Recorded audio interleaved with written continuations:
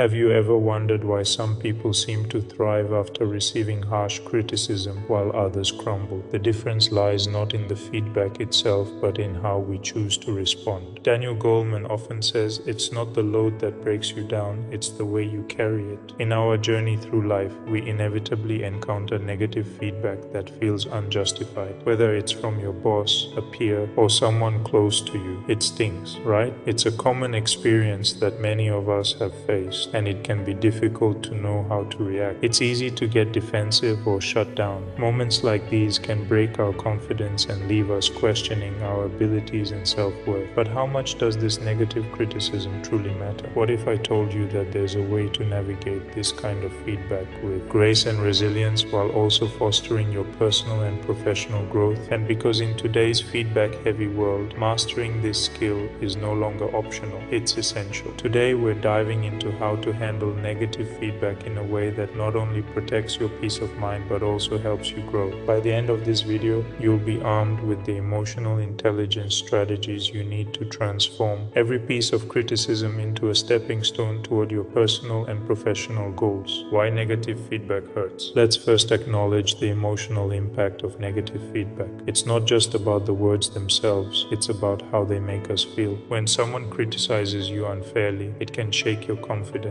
hurt your relationships, and even make you doubt your abilities. This can be especially challenging if you value personal growth and are committed to self-improvement. These emotions stem from our innate desire to be seen and understood accurately. When we feel misunderstood, it challenges our sense of identity and self-worth. But remember, feedback often reflects the giver's perspective more than your true value. Reflective question: how do you typically react when you receive criticism? Do you internalize it, or do you view it as a reflection of the other person's perspective? At this point, you might be wondering, how do we manage these emotional responses effectively? The answer lies in developing emotional intelligence. By managing our reactions, we can turn a negative experience into an opportunity for growth. As psychologists like Dr. Susan David emphasize, emotional agility is key. It's about recognizing our emotions without becoming overwhelmed by them, allowing us to respond thoughtfully rather than reacting impulsively. Let's break this down into actionable steps. Step 1. Acknowledge. When you receive negative feedback, the first thing you should do is acknowledge it with an open mind.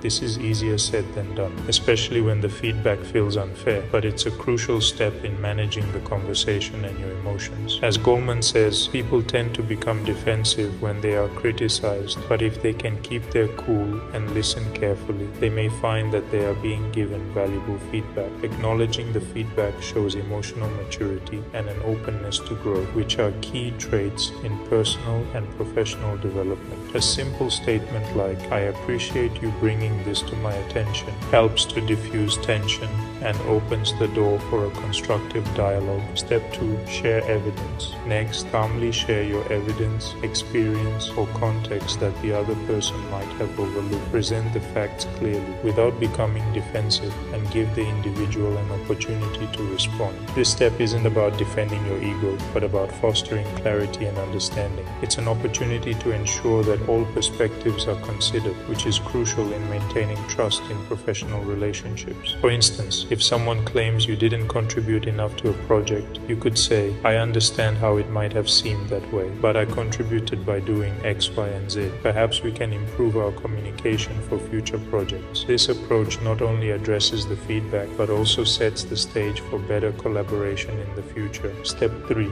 Reflect and respond. Finally, take a moment to reflect on the feedback, even if it feels completely unwarranted. There might be a kernel of truth or a different perspective worth considering. Reflection is a chance to practice mindfulness, which helps in managing your emotional responses and staying resilient in the face of criticism. If after reflection you still believe the feedback was unfair, ensure that the other party understands your stance respectfully. For example, you might say, "Let us agree to disagree. Whatever response you choose, focus on personal growth rather than the feedback's fairness."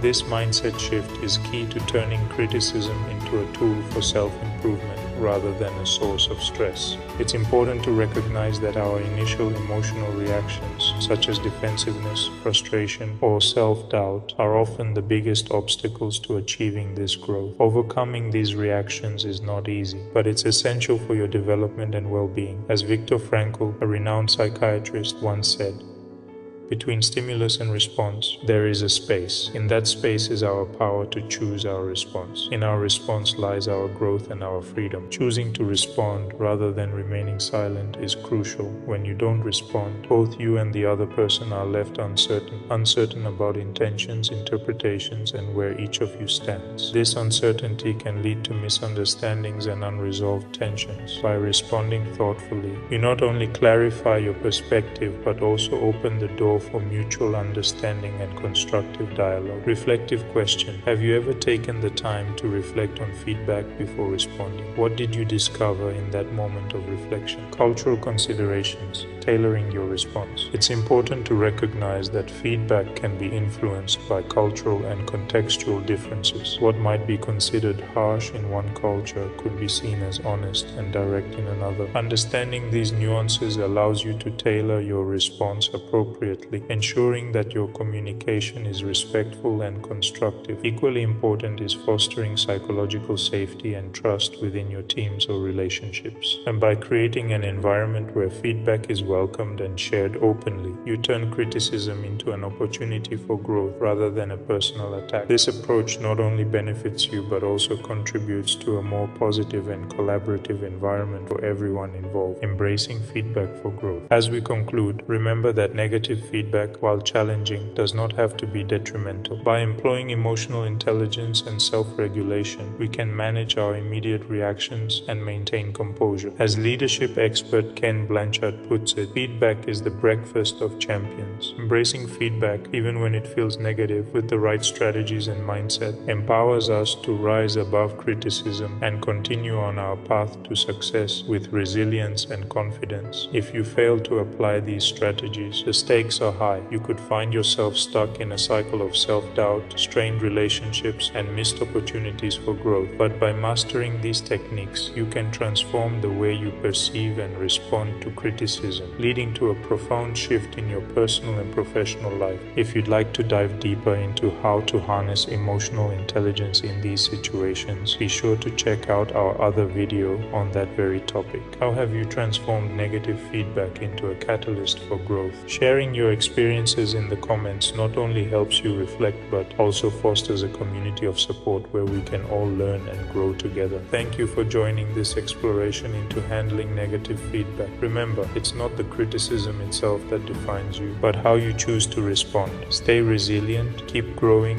and continue to embrace every opportunity to become the best version of yourself. By doing so, you'll not only overcome the obstacles posed by negative feedback, but also emerge stronger, more confident, and more in tune with your true potential. Until next time, stay true to yourself and keep moving forward.